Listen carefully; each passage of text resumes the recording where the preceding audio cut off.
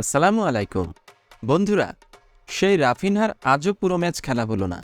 এবারের লা লিগায় এর আগে মাত্র একটা ম্যাচই বেচারা পুরোটা খেলতে পেরেছিল।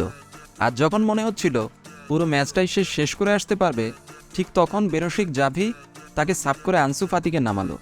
কিন্তু ততক্ষণে বার্সার যা দরকার ছিল সেটাই রাফিনহা করে ফেলেছে।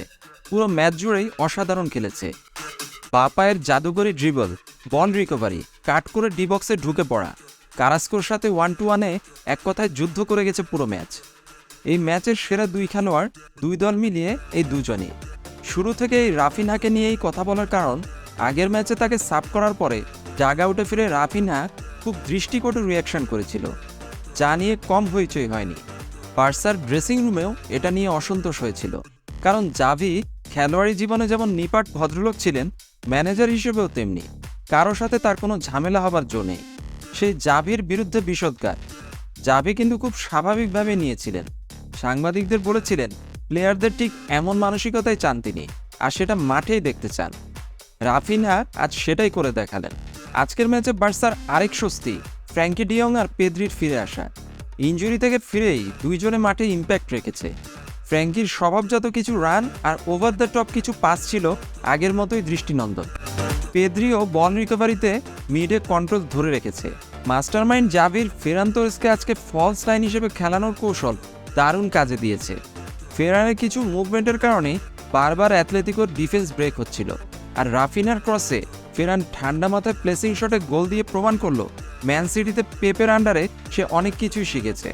বন্ধুরা, প্রথমার্ধ ছিল যেন দুই দলের ধৈর্য পরীক্ষার লড়াই।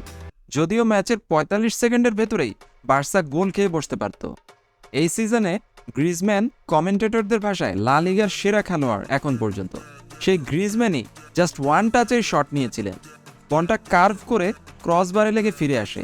হতভম্ব টের স্টেগান কিছুই করার সুযোগ পায়নি।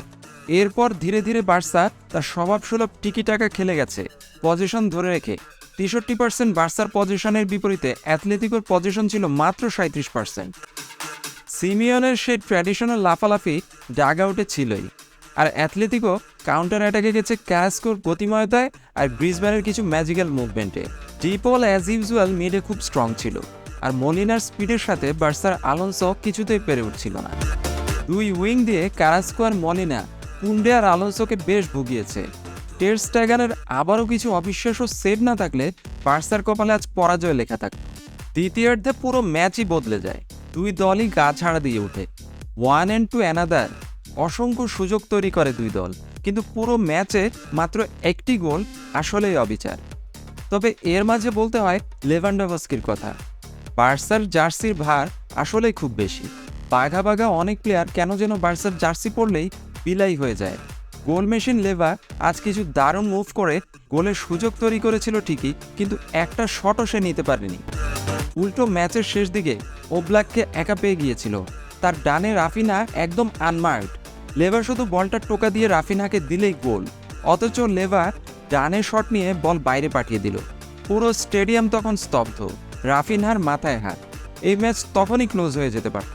বন্ধুরা, যাই হোক, ৩৩৪ মিনিট পর বার্সা গোল পেল, পয়েন্ট পেল পুরো ৩।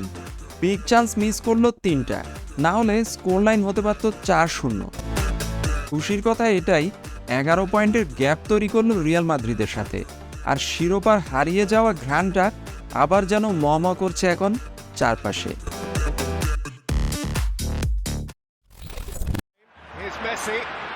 Messi! Who is the best player in the world?